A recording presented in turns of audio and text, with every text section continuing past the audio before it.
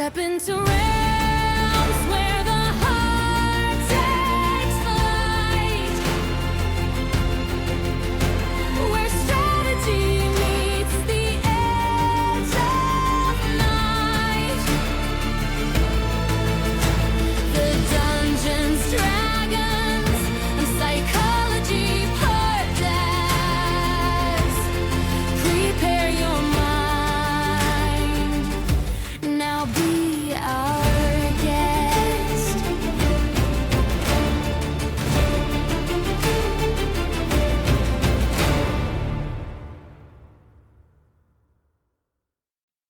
Laughter could be considered one of the most contagious of emotional experiences, and psychology has told us that perhaps laughter evolved to facilitate bonding across large groups of people. You've heard me say many times on my show that one of the best things about role-playing games is the ability to sit down with your close group of friends and to laugh and have a good time. But what if your entire campaign was centered around the idea of creating laughter? I'm Robert Walker, author of Session Zero, the DMG to writing great campaigns in any system, and this is my show where I teach collaborative storytellers how to have more memorable campaigns using psychology. And on today's episode, I'm sitting down with two of the folks from Dungeon Radio Hour to discuss why laughter is so important and how to have a bit more comic relief in your own stories. So let's meet our guests. Hi, everybody. My name is Dalton Riddle, the host and dungeon master for our show, Dungeon Radio Hour. And I'm Andrew Gehrlein. I am one of 3 players on Dungeon Radio Hour, so I am subject to the whims of Dalton. Let's talk about your guys' show. And honestly, before I start asking you questions about it, to my listeners out there, my cyclothids, I have to say, this is hands down. I'm not pulling your guys' chains here or fucking around with you. In the last couple of weeks since I started listening to your show, it has become my all-time favorite actual play podcast. What? So I am thrilled to have you guys on. Oh my God, and that's amazing. I should tell you, you might want to start putting a disclaimer on the beginning of your episodes, because I drive back and forth through the mountains to one of the restaurants that I run. And there have been a few times on those windy roads, I have been laughing so hard I can't breathe.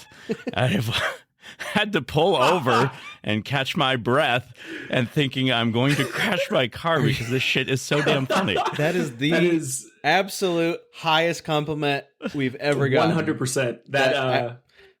Crashing cars is our standard. That'll honestly, if we're not crashing cars, we're not doing our job. That compliment will get us through the rest of the year as far as goodwill is concerned. So yes. Thank you. My wife doesn't even need to tell me she loves me anymore. I'm full to the brim.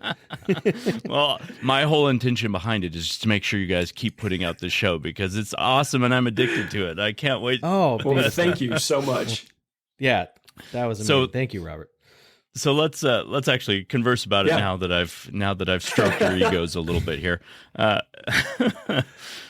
What gave you the idea for this podcast? I mean, you guys all know each other. You've talked about it on the show a little bit, how you all met in theater school, or some of you were writing, some of you were acting. But what made you decide, let's start a podcast like this? So we as a group, myself, Andrew, Mike, and Alyssa, who are the other 2 players on the show, and then a few other friends that we also met in theater during school, we've all been playing D&D together for, I'd say, 6 years or so. And one day, I just got this wild idea while listening to another D&D podcast.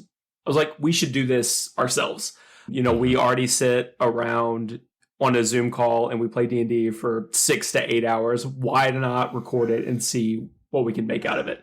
And so that turned into me messaging Alyssa, and I was like, hey, I've got this idea. And she's like, I absolutely love it. Let's run with it. That turned into her asking Mike, who is her husband. And then, of course, we roped Andrew in for our 4th member because we wanted to keep it a small table. And we figured that we had the pieces that we needed between the 4 of us to really go somewhere with something.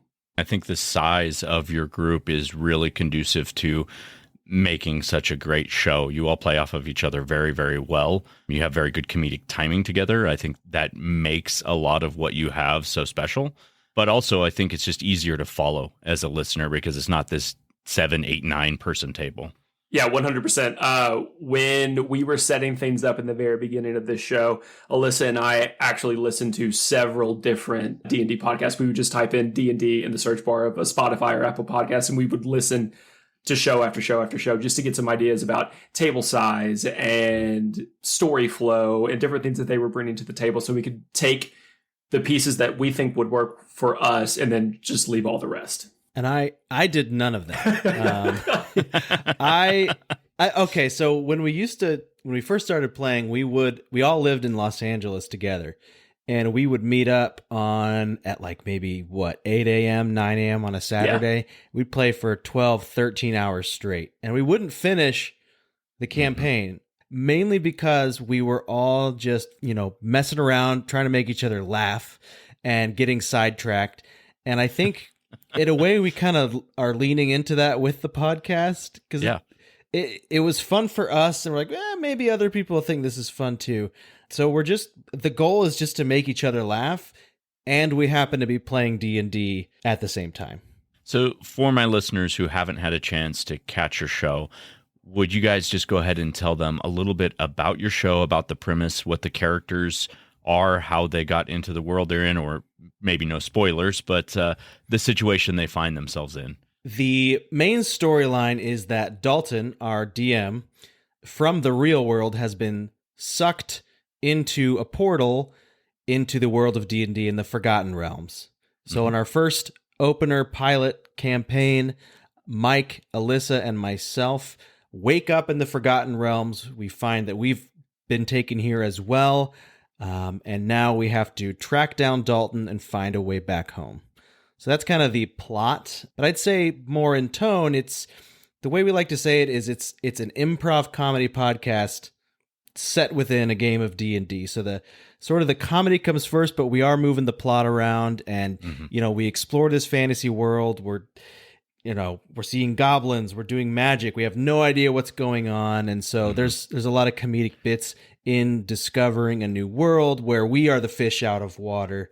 And so that's kind of the basis of the storyline there. I do have to ask, the experience of playing yourself as a character in the Forgotten Realm setting, one thing that I've been curious about since I started listening was, what was the process that you guys went through to create your character sheets? Like, how was figuring out your stats as a character? So we did do a session 0, and we originally recorded session 0. And it was before we really had an idea of what we were doing as far as sound is concerned, recording is concerned, and the quality is awful. So we did not release it. We are toying around with the idea of trying to clean it up as much as we can and releasing it as bonus content. But I essentially sent everybody a blank character sheet. I was like, all right, guys, we're going to go standard. So 15, 14, 13, 12, 10, 8. I want you to pick stats that you feel are specific to you. And that's how Session 0 started out. We were picking things that we felt worked for us. Like Alyssa, intelligence 15, hands down, nobody argued with that. But then as we started going more and more into the character sheets and picking stats and everything like that, we started saying, okay, well, actually, I don't think your strength is going to be a 12. I think it's more of a 14. And we started kind of building each other together. And then I let everybody start off with a bonus feat, which is something I do for all of my games that I DM outside of this podcast. And the bonus feats also were things that they felt were personal to them, something that they could relate to as far as a background is concerned, or as far as a feat is concerned within the confines of the D&D 5e structure. So I got to say, in real life, we have several times over our very long history of playing games together, my group has tried to play games as ourselves, either sucked into the real world or more of like a D20 modern type system. Generating stats has always been the part we always come up in arms about, and sometimes we've like, let's do an IQ test and let's go to the gym and figure out what our strengths would be and do all these ridiculous things to try and make our character sheets as realistic as possible. And by the time we get done with that, we're like, let's not play this game. I'm pretty a weak character. Like, my stats suck. I don't really want to play this character. Totally. Yeah, I mean, so I actually have my character sheet in front of me, and I'm looking at how my stats are. We were honest with ourselves, and I think this 4 of us have known each other for oh God, like 14 years by At now. least. So we all know how to be honest with each other, and we know how to make fun of each other. And Yeah. since this podcast was meant to be a comedy, we could maybe exaggerate certain physical attributes of ourselves or skills. But yeah, we pitched ourselves stats, and we kind of almost did like a dissertation against the other three who would poke holes in our stats, and we'd kind of work them out from there. And I think they ended up pretty accurate. I would say Yeah, I mean, so. it does sound like it. One thing that I think is really interesting is your show feels very different from other D&D actual play podcasts. And I think a big part of it is the fact that it is sort of this impromptu, almost sketch-like in certain circumstances. Like I'm thinking of Andrew, where you and Michael were playing off of each other, passing the horse bone back and forth and using it as sort of a microphone, taking turns of, okay, thank you. No, thank you. Okay, here you go. Thank you. You can speak now. And one of the parts that almost made me crash, by the way. But this whole idea of comedy in the D&D space is what I really wanted to talk about today, because I do think there's so much value, and I mention it over and over and over again in my show, how important it is to get together with your friends and be able to let loose and laugh and have a good time. So can you tell me a little bit of why you made that decision to make it comedy instead of more serious? I don't think we made the decision as much as the decision made itself for us. Okay. Going back to Yeah. the games that we've been playing ever since we as a group always started to play D&D, like Andrew said, we would play for 12 to 14 hours and get through maybe 3 major plot points because we would get sidetracked so often with doing a bit or trying to get one another to break character or to laugh during the story and trying to be as ridiculous as we possibly could be. Because what you're essentially doing is taking, in this instance, 4 adult children and putting them into a sandbox and saying, okay, go play pretend with your friends for an hour. Right. And that, like Andrew said, we've known each other for so long. We understand each other's comedic stylings. We know when someone's going to pick up the punchline. We know what their tics are when it comes to performance. And I think we leaned into that. We knew what our strength was going to be coming out of the gate. And I think we ran with it, and we were like, okay, this is what's going to set us apart from everything else that you're going to listen to. Mm-hmm. Right. Yeah. And I think, we definitely we trust each other. We can read each other. We all come from, we met at theater school. What a great financial decision that was. We met there. Dalton and I even stayed for an extra We did year. indeed. Woo. Victory lap. Yeah. And so I guess we spent all of college trying to make each other laugh, and that just continued on. So in a way, we didn't really even discuss if it was going to be a comedy or if it was going to be more plot driven or whatever. We just played like we've always played. And I mean, people have been responding well to that. And I don't know. I always thought maybe our sense of humor was just for us and no one else would like it, but it seems like, it's playing well. So we're just going to keep doing what we're doing. What we've always been doing, which is just being jackasses. I mean, I've got my wife listening to the show and laughing, and she doesn't listen to any actual play podcast. She thinks they're ridiculous, but she listens and she says, "Man, if our games were more like this, I would enjoy playing a lot more." Which I think that's an important thing to mention for the listeners is sometimes you don't have to be so serious. You can just let go and have a good time. Absolutely. And D&D, I think, is it's intimidating from an outside perspective. I mean, you have it in pop culture. I mean, you got there's no denying Stranger Things had a big impact on the boom over the last few years. Oh yeah. You know, there's a D&D movie coming out. It seems to be there's episodes of Community and all these current pop culture things. And so, but from an outsider who's never played, it's like, oh, well, you have to kind of be a nerd and you have to, create all these characters with all these numbers and you got to roll dice. And it's like, yes, but it's simpler than it sounds, but it's fun and you should be laughing and having a good time. And the rules can sort of come secondary. And so I think if the result of our podcast is to hopefully draw more people in who were originally intimidated by it and they can see that this is just fun and we're sometimes barely rolling dice because we're, drinking urine out of a dwarven, ale glass or Dwarven something. roulette. And we're spending half an hour, crawling inside of a horse or something.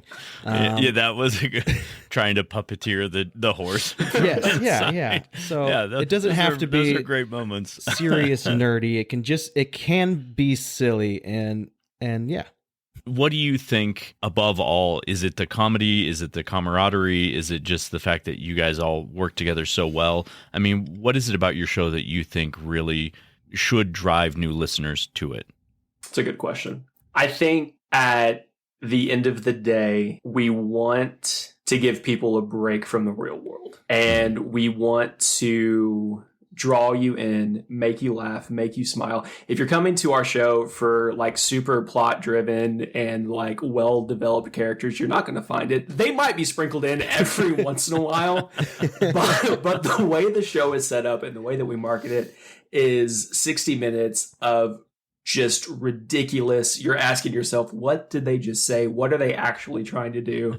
If you try to put our show within the rules and confines of D&D 5e, you're going to come up short every single time because, like Andrew said, the rules come secondary to everything that we do. Mm-hmm. Our main focus of the show is just to have fun and share our laughter, our gift of comedy, our joy for the game and for each other with literally anybody and everybody.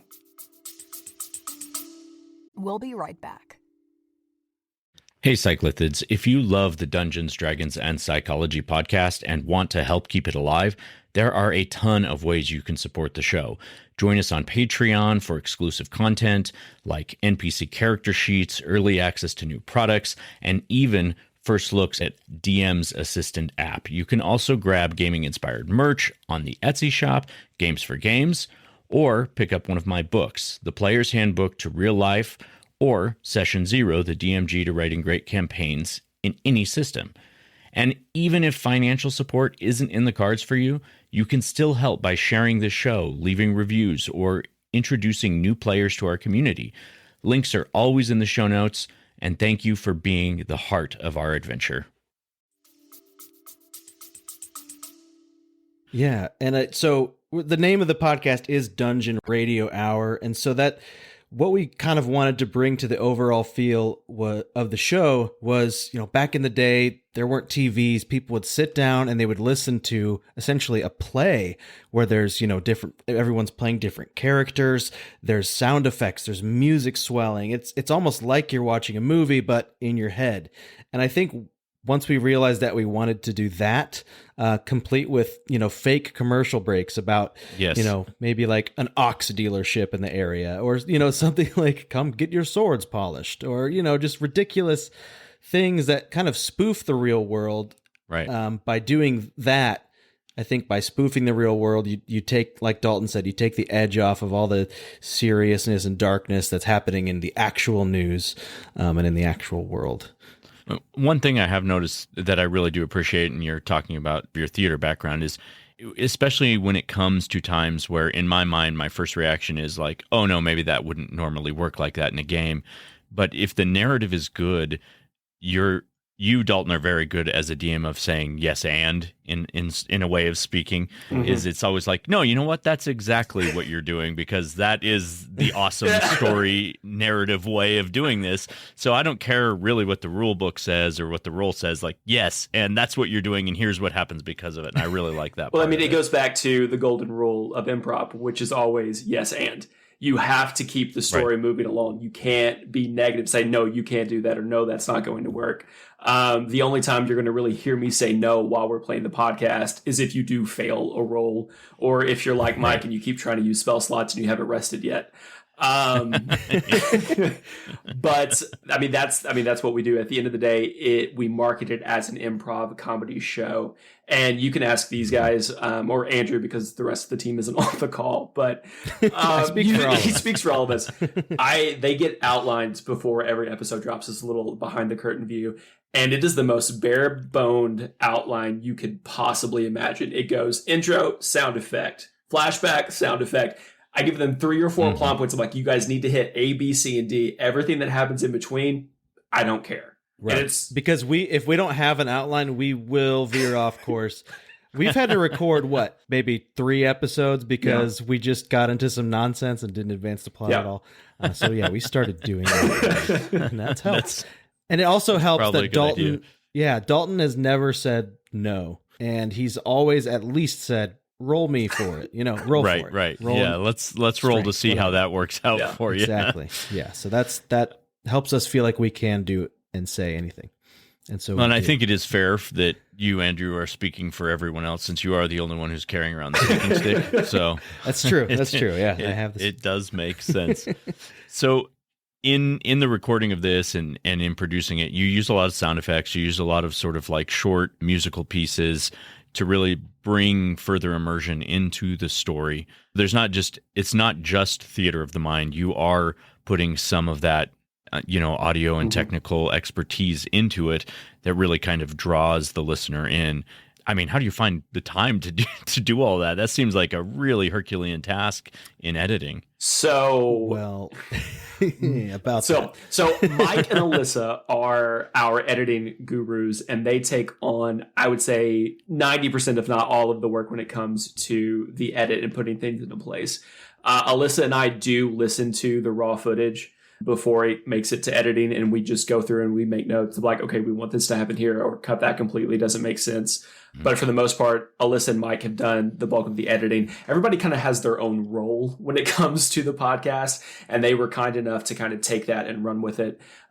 Stuff that they've never really done before we started this show, so they're kind of learning as we go, and that's why you will notice that the show gets better and better with each episode as we learn new things. Yeah. Right. And it should be noted that those two, Mike and Alyssa, are married, so it helps. They can tag team together in the same house. Yeah, I mean, it is. I guess many hands do make light work, and I'm just kind of looking at it, and it's like I do my show all by myself. So I thought, man, if I was putting all sound effects and all this kind of stuff, convince your wife to do everything. Right, yeah, seriously. she's a great text editor. I don't know how she would feel about doing podcast editing. Totally.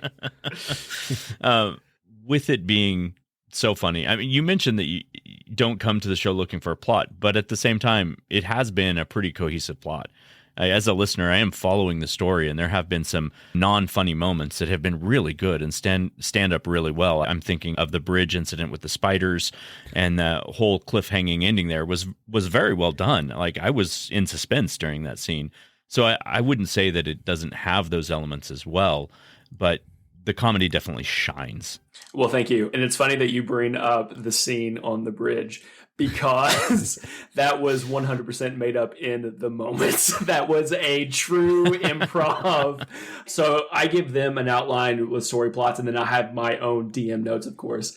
And they were supposed to make it across the bridge. They were supposed to make it to the cavern that had Clark and the spiders, all that good stuff, all before that episode ended.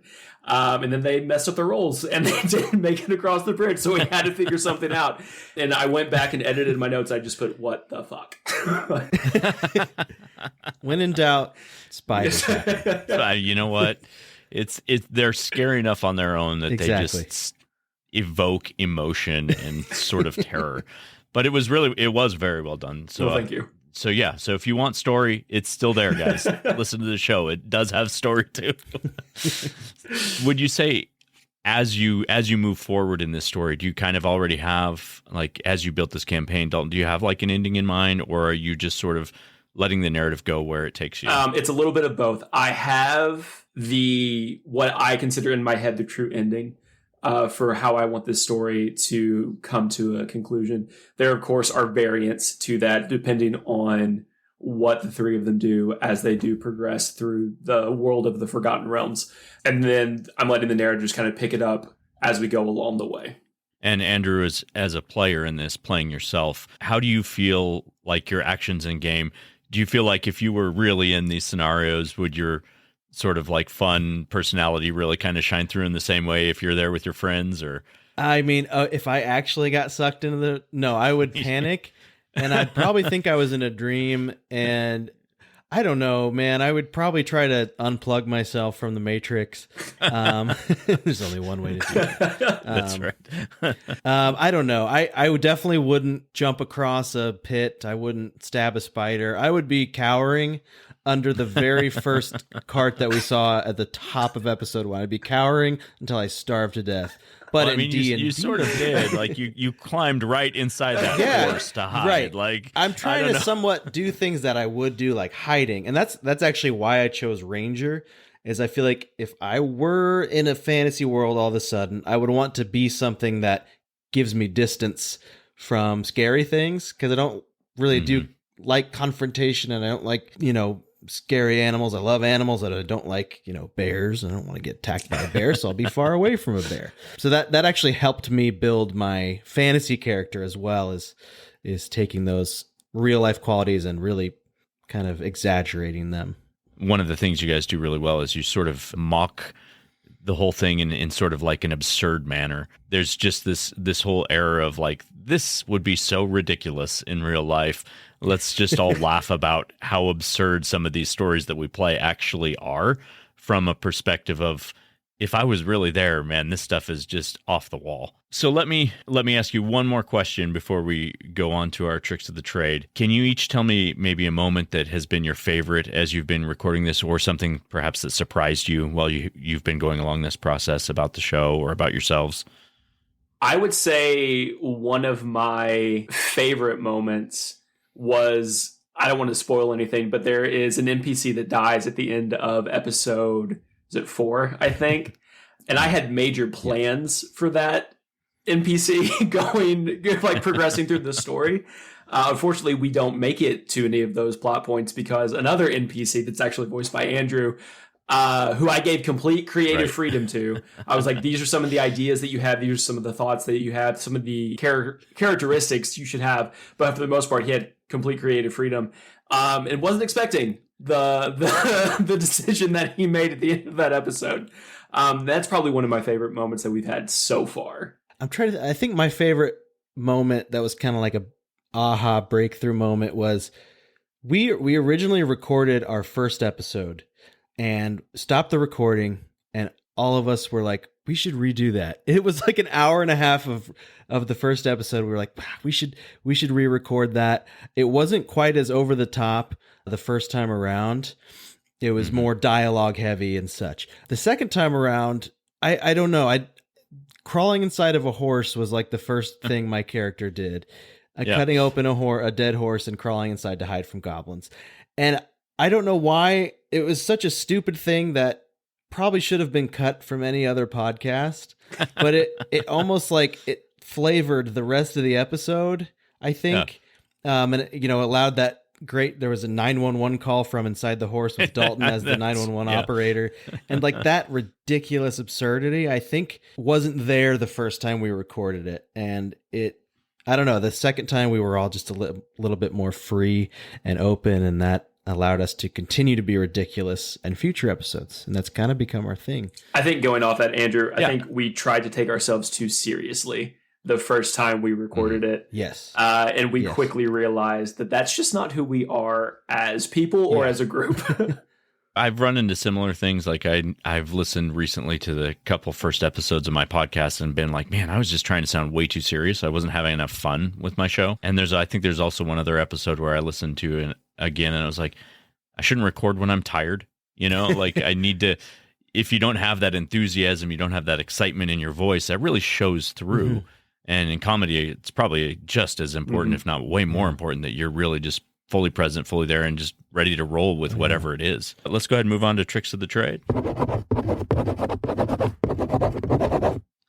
Okay, so in today's tricks of the trade, I've asked Dalton and Andrew to come with a couple of ideas of ways that you, my listeners, could bring some comedic moments to your own games. I've also got one of my own, and the one that I'm going to suggest is listening to their podcast and stealing some of their really hilarious ideas and then throwing it right into their game. Because I have already stolen a Nora out of your world In my last session, I threw in the Bed Bath and Beyond and had the same Jeffrey, like the whole. I used the voice and everything. Like my That was a characters really were good laughing there. Oh, thank you. Nora, dude. Yeah, that was solid. I spent some time on that episode. Like I'm throwing this into my story.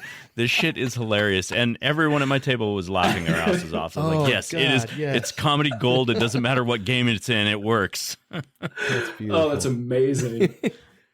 I think in any situation, if you want to add a laugh, I think it's hard to do because it is dependent on the situation and who you're with and the context. But I think subverting expectations is the quickest way to disarm someone and add a bit of comedic relief. Like, I don't know, you could be talking to a really giant, scary looking guy, but maybe when he finally talks after you give this spiel, maybe he has a little mousy voice, or the opposite. Maybe there's a fairy that's really tiny, but when you look close, it's just this big drunk guy with a fat beer gut and a wife beater on. It's like, I think if you take people's expectations and turn them on their head, I think there's a laugh in there somewhere.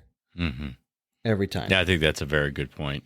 It is, and I think that is the times in your show that really catch me off guard and make me laugh so hard. The Dwarven Roulette was a great example because my expectations was that Michael would just spit out the drink and be like, "This is piss. What is it doing?"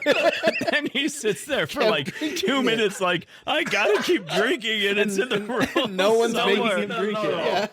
Yeah. I'm sitting there, I'm crying in my car, like, "What the fuck is he doing?" Absolutely. Yeah.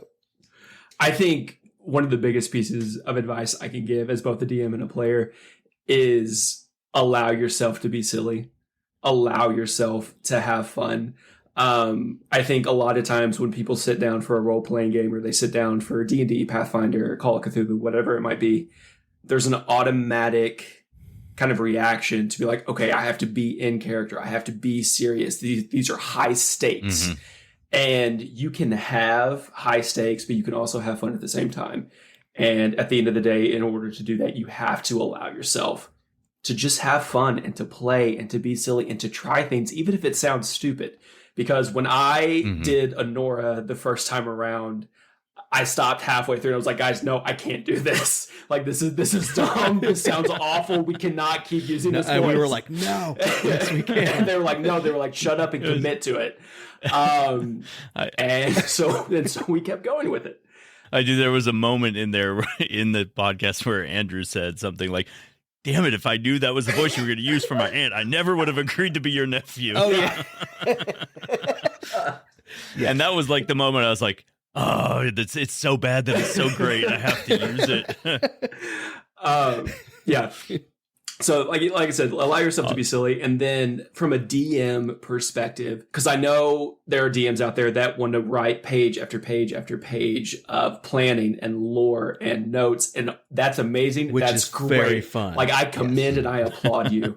Not how I DM, not how I run my games or the podcast. You have to allow room for the jokes to come in. You have to allow room for your players to play and not get them so bogged down in all the extra stuff, because then they do feel like they have to be on it 100% of the time and serious and in character, and give them permission, essentially. Yeah, I think a great way of doing that, like you mentioned, is to throw in those NPCs that are sort of just over the top and ridiculous, because they know if you're having a great time, they can go ahead and have a great time. They can laugh too. They can be silly with their characters if you're being a little bit silly with your characters. 100%. Exactly. So before we sign off, tell the listeners where they can find the show, where they can get in touch with you, anything else you want to share about yourselves. You can find us on social media at Dungeon Radio Hour on everything, Dalton, Instagram, Twitter, TikTok. Yeah, so if they go to Dungeon Radio Hour on Instagram, there's a link tree to literally everything else that we're on. Like Andrew said, Facebook, TikTok, Twitter, our email if you want to reach out to us that way. And then our podcast is on every major platform. Apple, Spotify, Google Podcasts, Podchaser, all that good stuff. Yep. And I always say, if you do give us a listen and you love it, share it with your friends. And if you hate it, share it with your enemies. Just please share it with someone. And we would really appreciate it if you guys checked us out. It is a great show. I will put links to the show and to your Instagram in the show notes. So all of my listeners who have enjoyed this episode, I mean, we had a lot of laughs on here, but trust me, when you listen to these guys' show, you're going to laugh your ass off just like I have. Like I said, my wife doesn't even listen to actual play podcasts, and she's been laughing right alongside this ridiculous and amazing story. So thank you guys so much for coming on the show today. I really, really appreciate it. And I love the show. Thank you. Thank you, Robert. Yeah. It's been amazing. Appreciate it. Yeah, Robert, thank you so much for having us. Yeah, I'm thrilled. I feel honored to have you guys on the show. You guys are that amazing. So listeners, please be sure to check out my book, Session Zero, The DMG to Writing Great Campaigns in Any System. You can find it on Amazon. And also a reminder that we are taking our season break after October 30th. We will be back with the beginning of the new year. And until then, we'll see you next session.